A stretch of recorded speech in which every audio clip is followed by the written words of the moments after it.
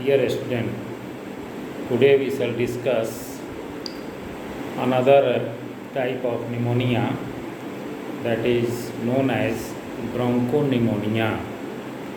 And bronchopneumonia, a short note has been already asked to your senior just appearing in the university examination.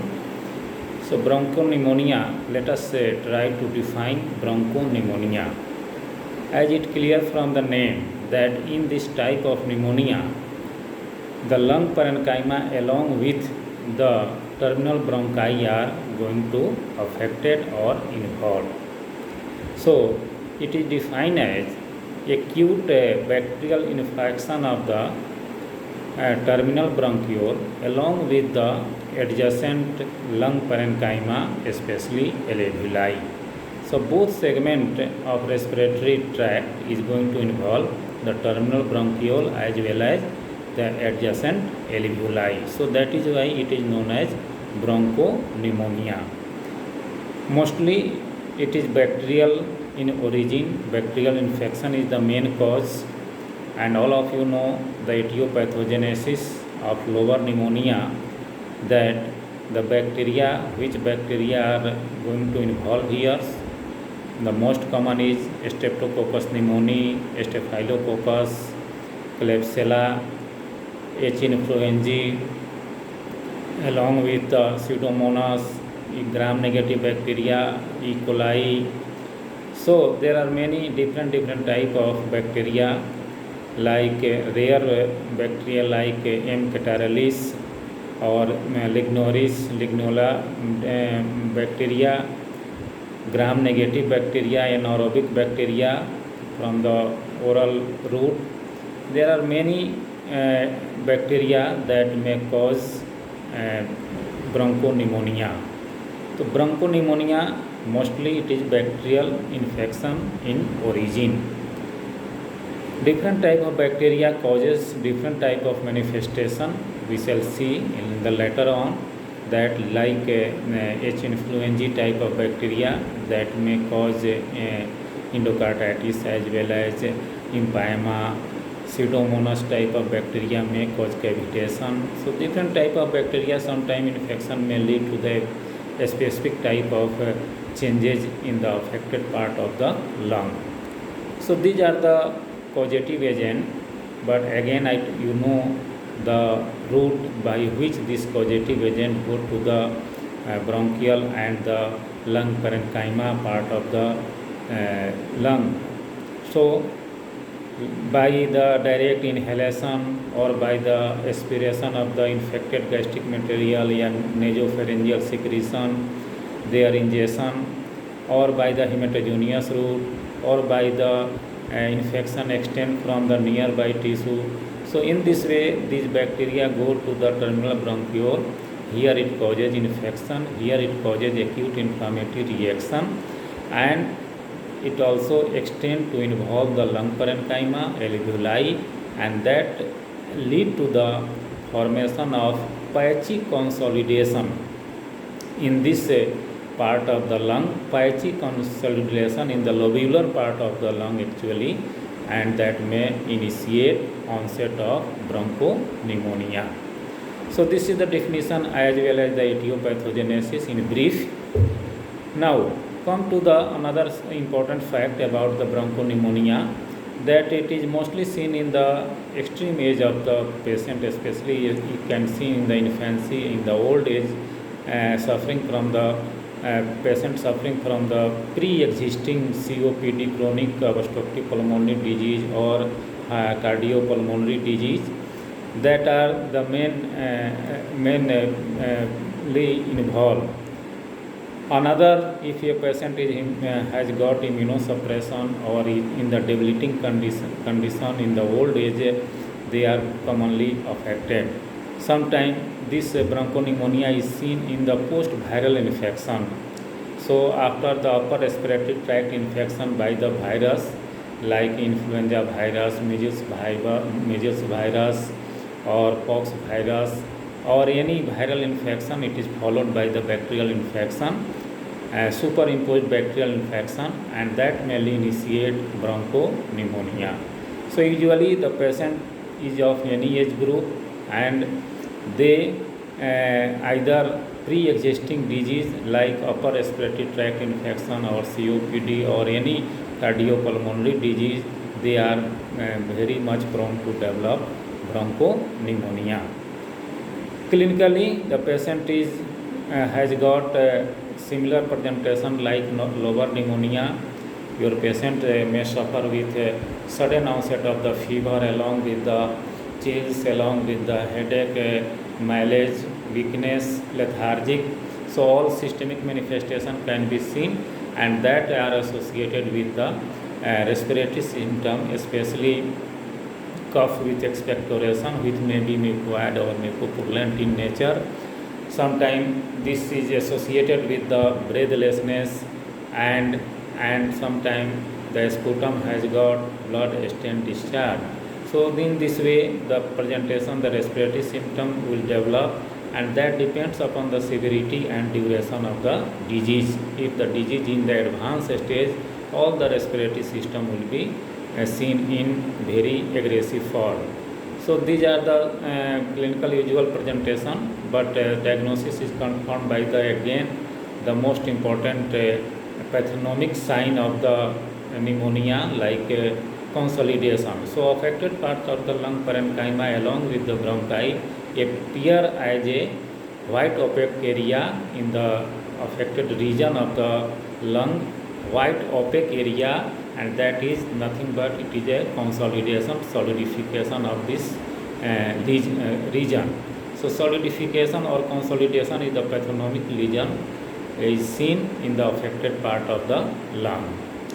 Morphologically, if we do the morphological picture of the affected part of the lung, it has been seen that bronchopneumonia is more commonly affected in the terminal bronchial part along with the adjacent alveoli. So two segments are going to affected, and more commonly it involves the lower zone of the either lung, lower zone, because of the gravitation. The infected nasopharyngeal secretion or material go downward, and they accumulated and involve the lung parenchyma as well as the terminal bronchiole and start the acute inflammatory reaction in the form of bronchopneumonia. So the lower zone, lower lobe of the affected either side of the lung is going to affected. Another important fact that the affected area just appear elevated area about 3 to 4 cm in diameter, and it appear red or gray consolidation in the form of red and gray consolidation in the affected area, especially in the lower zone of the lung. If you go for the cut section of the affected area, this consolidated area shows dry, granular, firm, red or gray color, slightly elevated from the surface of the affected lung, and often centered around the bronchiole. So bronchiole के centre में, bronchiole के चारों तरफ इस तरह का legion मिलता है along with in the lung parenchyma. So gray or red area, elevated area in the form of consolidated area, and there will be dry granular area in the central part of the affected terminal bronchiole. Such type of gross changes are seen in the affected lung. Microscopically, if you see the affected part of the lung in the microscope, there will be double changes. Some of the changes will be seen in the bronchial part, and some of the changes will be seen in the alveoli, because both are going to affected here, in contrast to the lobar pneumonia. So in the lobar pneumonia, you have just seen that the pneumonia passes through the different stages like congestion stage, red hepatization, gray hepatization, and lastly the resolution stage. But in this condition, such type of phenomena is not going to happen. It is characterized by the formation of directly consolidation in the affected part of the lung. Bronchi is going to affected, so the bronchi affected, the bronchi are acute inflamed The lumen contain exudative material. Inflammatory exudate is seen in the affected lumen of the terminal bronchiole. The alveoli has got some exudative material or edema, edematous fluid. The alveolar wall is slightly thickened because of the engorgement of the blood vessel and infiltration of the cell, leukocytic infiltration. And peribronchial alveolar parenchyma is also going to congested, and there is infiltration of large number of neutrophil. So these are the changes that are seen in the affected bronchi as well as adjacent alveoli. क्या क्या change मिला? Bronchi undergo inflammation, acute inflammatory reaction. There is infiltration of the cell along with the accumulation of the exudative material in the lumen. The lung parenchyma undergo congestion, edematous, and there is infiltration of the leukocyte. There is a thickening of the alveolar septa because of the cellular infiltration and engorgement of the blood vessel. And the affected alveoli, the alveolar sac, has got fluid, and that fluid is exudative in nature because of the acute inflammation. So these are the different changes in the different segment of the affected lung. Another important fact that seen in the bronchopneumonia that also differentiate from the lobar pneumonia in this way, the complication. The complication is more or less it is similar to the lobar pneumonia, like pleural effusion, pleural thickening, and sometime empyema. Empyema is the accumulation of the pus in the pleural cavity. So this type of complication is also seen in the bronchopneumonia. But one of the major important complication that occurs in the bronchopneumonia is that there is bronchoectasis, because here all of you know this fact that the bronchi is also going to affected here. So bronchial wall undergo destruction and progressively dilatation, and that may lead to the development of another complication or disease that is known as bronchoectasis. Bronchoectasis is nothing but it is the dilatation of the bronchi due to the destruction of bronchial wall. You must know, we shall discuss in detail when we shall study COPD. So bronchoectasis will be discussed in detail.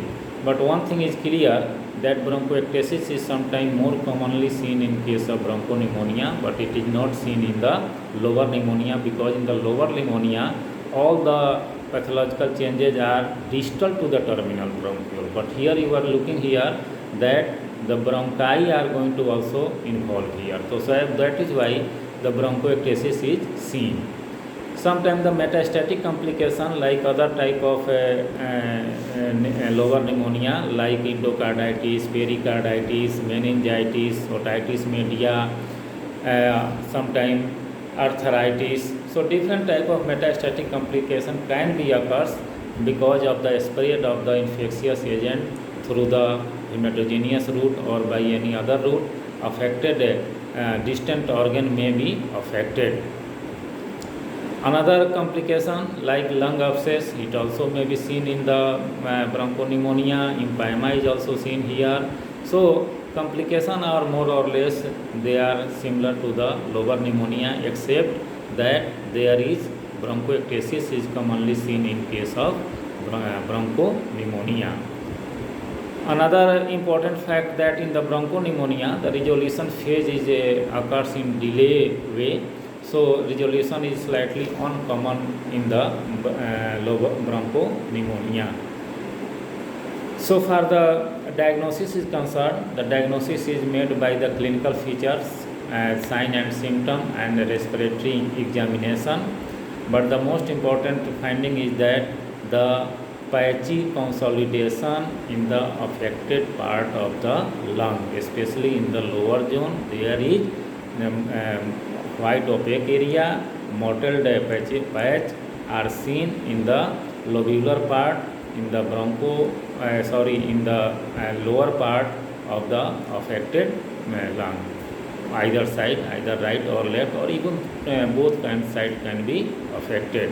So this area can be seen in the radiological examination either by the chest X-ray or by the CT scan. The consolidated white opaque area can be seen, and by the correlating the clinical finding, by the correlating the signs and symptoms, respiratory findings, we are able to differentiate. We are able to diagnose a case of bronchopneumonia from, and also you are able to differentiate from the other similar condition. So if you go for the blood examination, you will find that there will be marked leukocytosis. The neutrophil count is going to increase here. Patient is generally all of age group, infants से लेकर चाहे old तक हो सकता है, debilitating condition या pre existing disease का history रह सकता है, स्पेशली द कार्डियोपल्मोनरी डिजीज, और देयर में भी viral infection, upper respiratory tract infection. So in this way, after correlating the finding, taking the history and noting the essential laboratory findings, especially the blood examination and chest X-ray as well as other radiological examination, we are certainly able to diagnose a case of bronchopneumonia.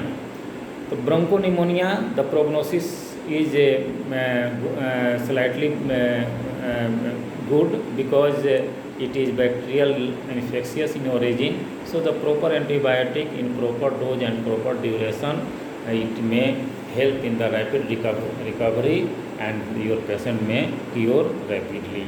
So in this way, the bronchopneumonia is the some important fact regarding the bronchopneumonia. So this is all about bronchopneumonia. In the next class we shall study another type of pneumonia like interstitial pneumonia.